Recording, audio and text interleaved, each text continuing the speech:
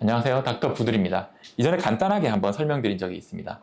레스틸렌이죠. 제가 가장 신뢰하는 필러 중 하나입니다. 필러 종류가 여러 가지가 있죠. 그래서 주비덤 같은 경우가 있고 로테로가 있습니다. 외산 필러들 중에 좋은 필러들이죠. 다 좋습니다. 테오시알이라는 필러도 있는데 레스틸렌을 썼던 이유는 스웨덴 독특한 게 유럽인데 이 유로피안들이 필러를 많이 했던 모양이에요. 아주 오래된 필러예요. 오래된 필러인데 그만큼 오래됐는데도 가장 인기가 있고 많이 선호한다는 그 이유는 좋으니까 그렇겠죠.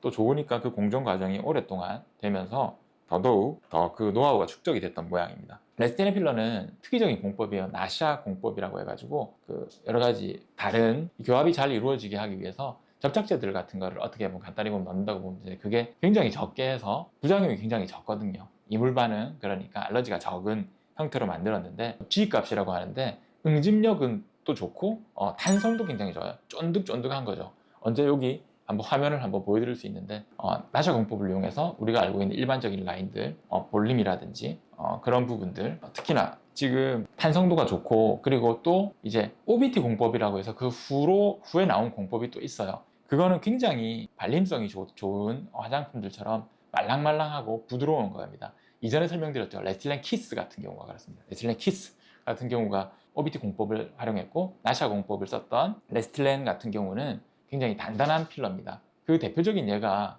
레스틸렌 리프트라고 보시면 좋아요. 얘 같은 경우는 굉장히 단단한 필러입니다. 단단한 필러이기 때문에 리프트 막 끌어당긴다 이런 의미가 될 것 같아요. 근데 RYFT니까 그 리프팅이 아니지만 어떤 어감이나 이게 같은 방향이라서 그랬던 것 같아요. 턱끝이라든지 코라든지 아주 단단한 부분에 쓰기 좋은 필러입니다. 그래서 그 응집력이 좋고 집값이 좋다 보니까 그 유지감이 좋고 그 길이감이 좋아요.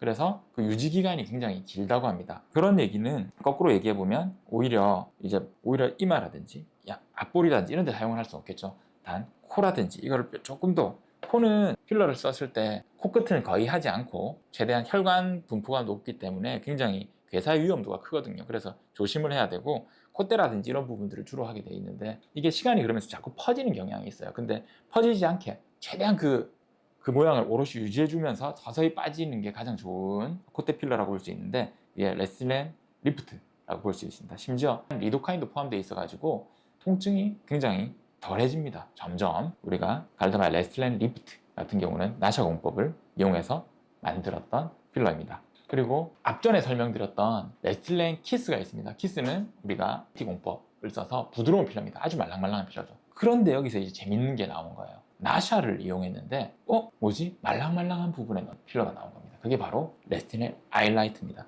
이게 뭐야? 무슨 뜻이지? 우리가 눈밑 필러 할 때 되게 조심스러운 게 있어요. 눈물 고랑, 눈밑 꺼짐 했을 때 필러를 채워주는 게 사실은 대표적으로 가장 해소하기 쉬운, 다크서클 줄여주기 쉬운 방법 중 하나인데 눈밑은 너무 가득 넣으면 사실처럼 사나워 보일 수가 있고요.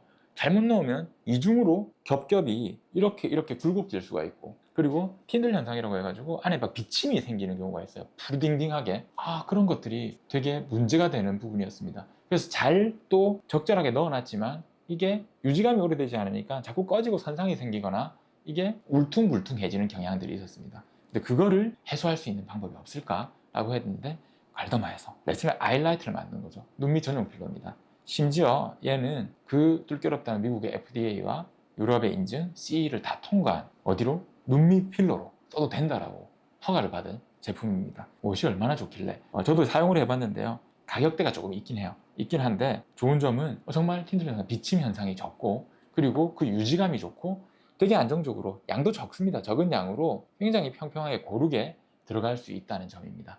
당연히 사실은 눈밑은 많은 양을 쓰지는 않습니다. 그런데 우리가 우리 몸에 들어가는 물질들인데 너무 싼 것만 찾는 건 좋진 않죠.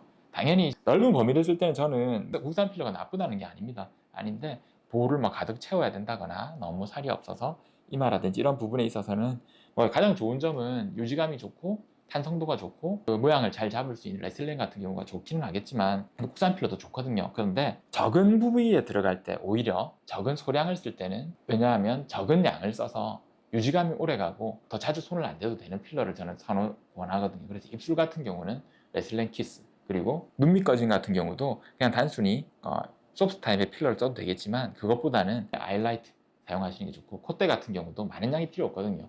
그런 경우는 레슬렌 리프트 같은 것들을 써주는 게 좋다고 생각합니다. 그래서 아이라이트 같은 경우는 눈밑 꺼짐, 눈물 고랑이 있거나 다크서클이 있거나, 특히나 근데 다크서클이 있는 경우도 눈밑이 안 꺼졌는데 그냥 색깔만 푸르딩딩하면 색소 레이저를 쓰는 탄력을 주는 것들 자치들을 해주면 좋겠지만, 눈물 고랑이 깊어서 골이 쑥 들어가 있는 경우는 채워주는 게 필요하거든요. 그런 경우는 아이라이트 권해드립니다.